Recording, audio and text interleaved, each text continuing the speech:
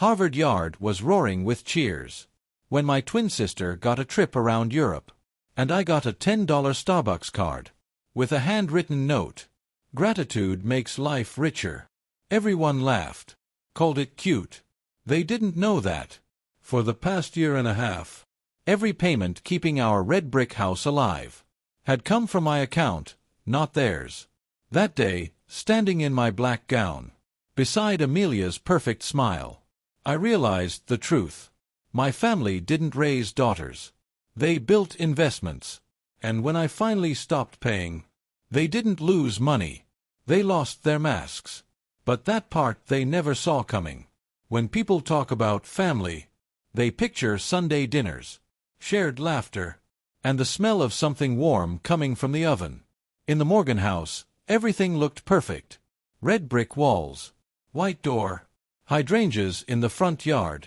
But inside, love had a dress code, and I was always underdressed.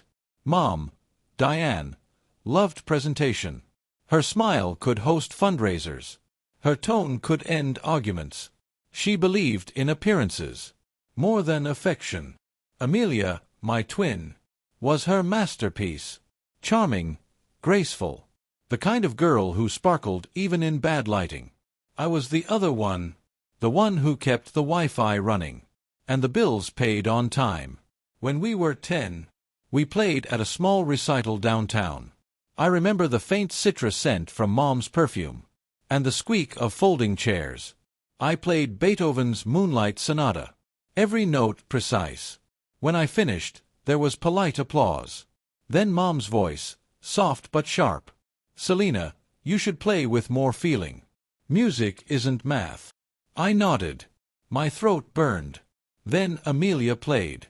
She missed notes, fumbled halfway, but smiled through it.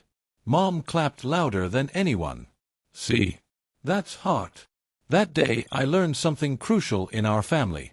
Mistakes wrapped in charm were art. Effort wrapped in silence was invisible.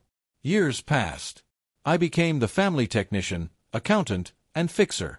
When Dad's email got hacked, I reset it. When Mom couldn't log into her Apple ID, I handled it. When Amelia's resume formatting broke, I fixed it, too. And when the mortgage notice came, interest rates rising, panic creeping into Dad's voice, I opened my laptop and quietly took care of it. Each month, a payment left my account. With the note, "Morgan household, Selena contribution." I didn't tell them. Maybe I wanted to believe. Love could grow quietly, like a seed planted in the dark. But in that house, only what glittered ever got sunlight. At night, I coded for Medview Labs, the glow of my screen spilling across dorm walls, while Amelia posted photos from rooftop parties. I built interfaces for medical AI, something real, something that worked. The first time I saw the numbers in my bank account jump past 5 digits, I didn't celebrate. I just stared at the screen, thinking maybe now they'll see me. They never did. So when Mom handed Amelia that Europe trip, and handed me that gift card, it wasn't new. It was just the prettiest version of what had always been true. But something in me shifted that day. Not loudly, not dramatically. It was quiet, like a door clicking shut. Graduation dinner was supposed to feel like an ending and a beginning. Instead, it felt like a verdict. The dining room glowed under the chandelier. The cake said, "Congratulations, Amelia and Selena."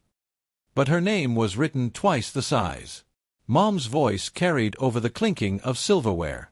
"Amelia will need to pack soon. Paris first, then Venice.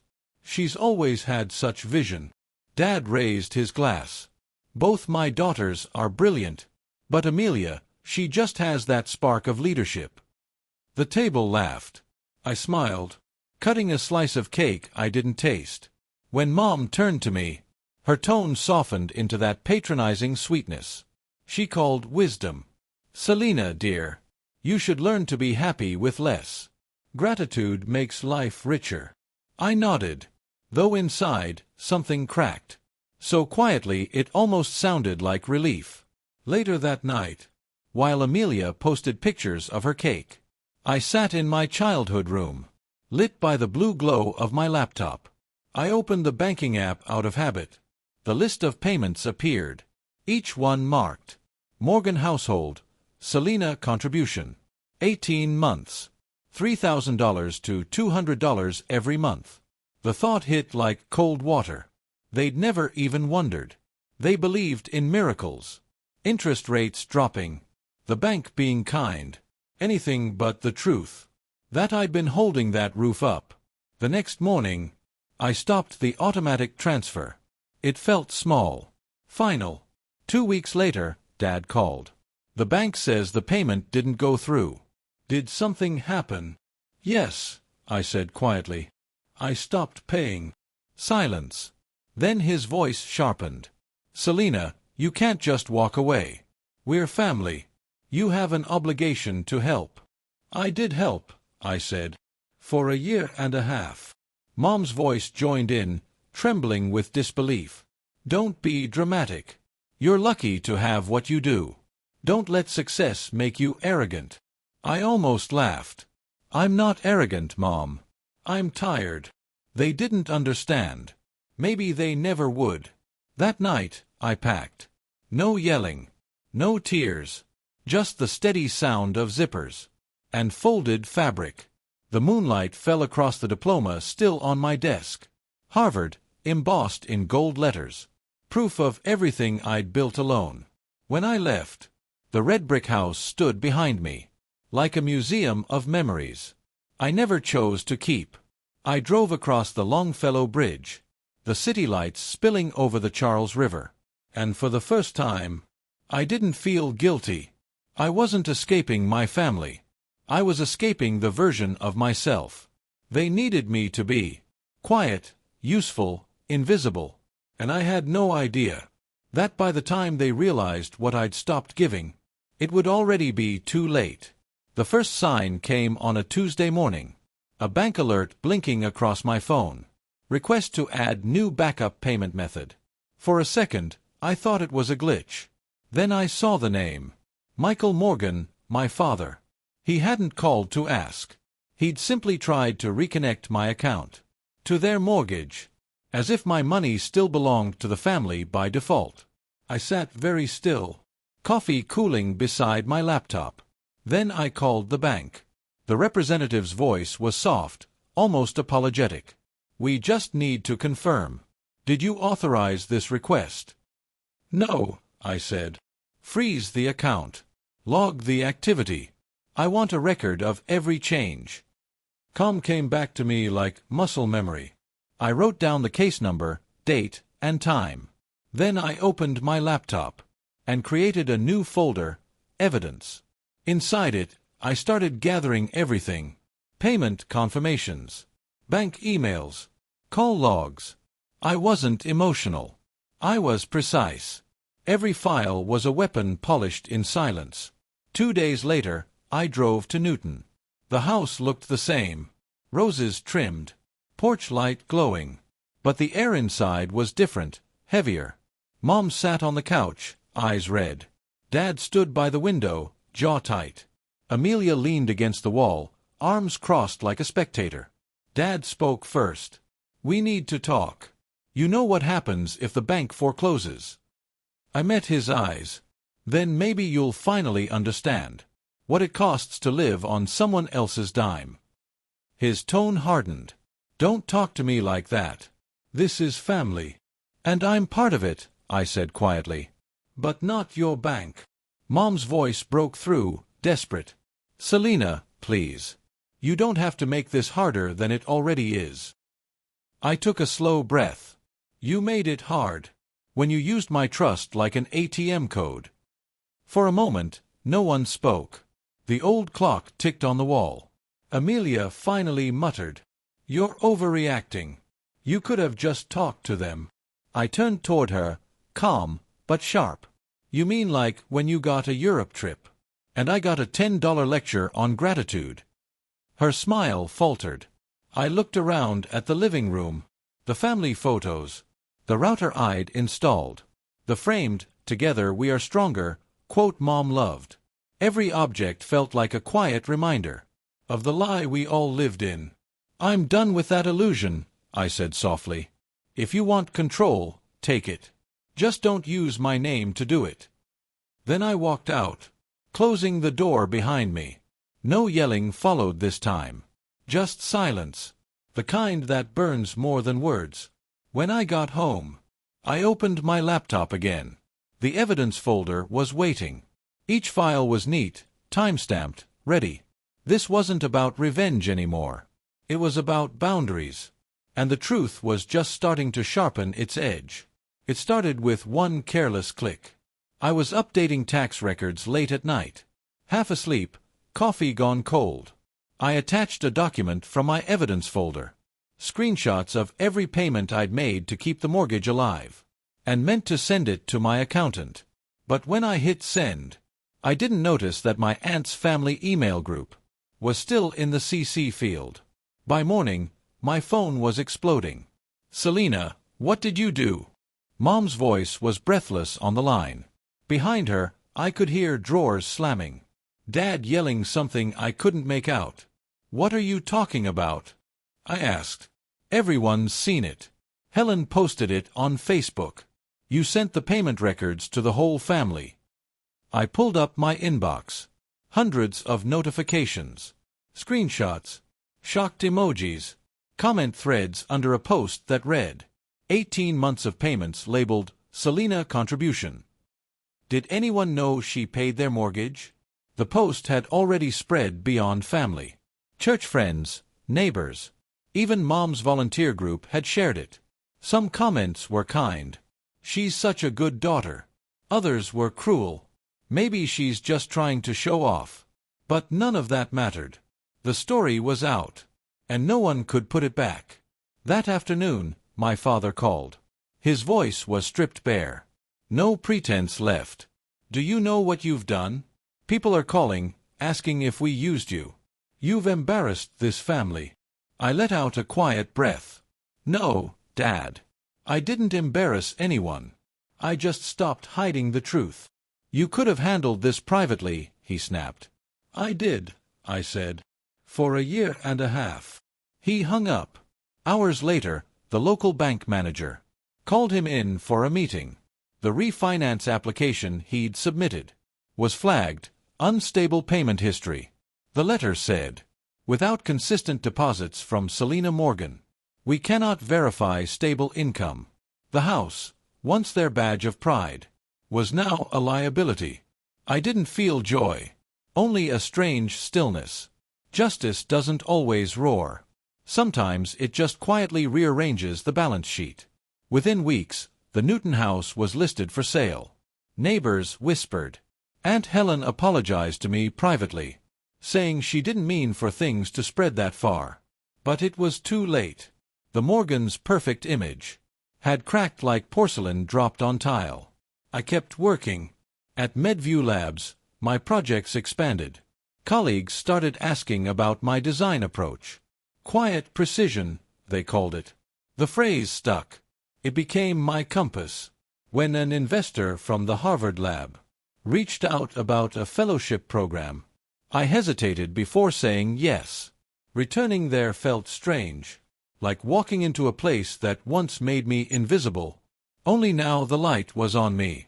At the presentation, I spoke about user-focused design in healthcare technology, how empathy and structure can save lives. The lead judge shook my hand. "This," he said, "is what impact looks like." That sentence did more for me than every praise I never got from home. Within months, I founded Novamind Health Design. I rented a tiny office near Kendall Square. Brick walls, second-hand desks, sunlight spilling through tall windows. On the wall, I taped a white sheet of paper with black marker words. "We design clarity for those who save lives." The first contract came from Medview itself, then another from a cancer detection startup. Every invoice paid felt like reclaiming a piece of myself. And yet, late at night, I'd still check my phone sometimes, half expecting another message from Mom. It came sooner than I thought.